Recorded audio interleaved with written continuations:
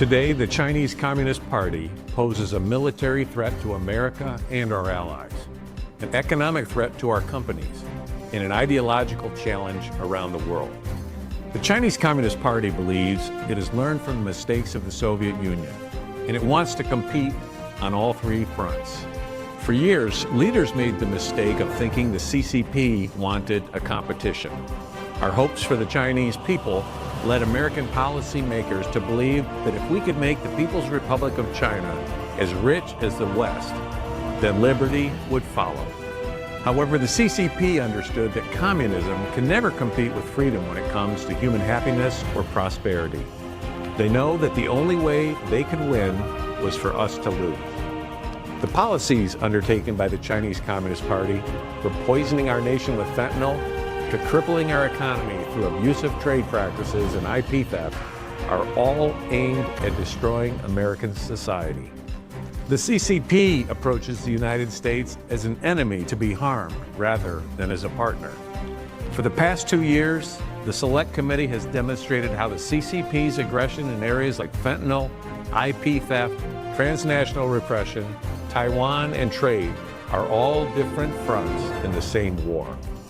There's nothing normal about the CCP's state-led mercantilist industrial policy that cripples American industry through illegal subsidies, IP theft, and the use of slave labor.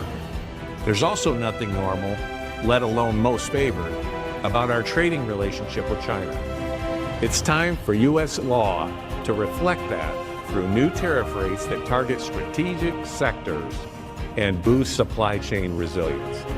Congress must work with the administration to reduce the flow of de minimis shipments into the United States, a loophole that this year alone will allow more than 1 billion shipments to enter the United States, exempt from duties, taxes, and strict scrutiny.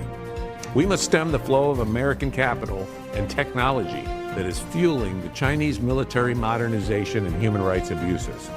American dollars should not finance companies that are developing technology that could someday be used against American service members in a conflict, nor aiding the CCP's genocide of Uyghur Muslims. I know this is a priority of incoming Commerce Secretary Howard Lutnick.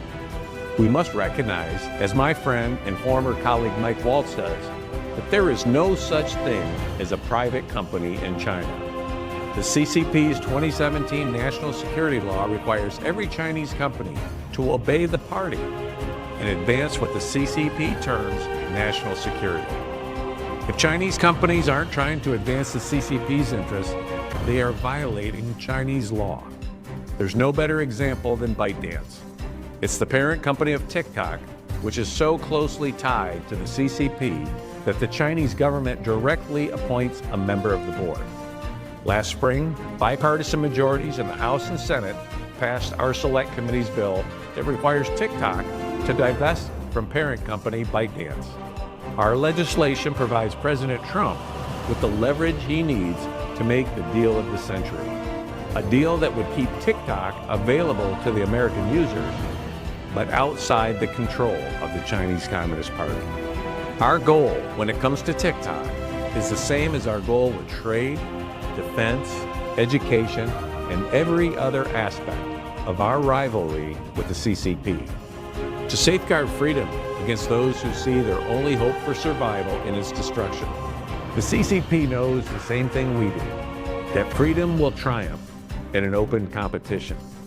I'm proud to carry forward the Select Committee's bipartisan mission, and I look forward to working with the Trump administration to win the competition against the CCP.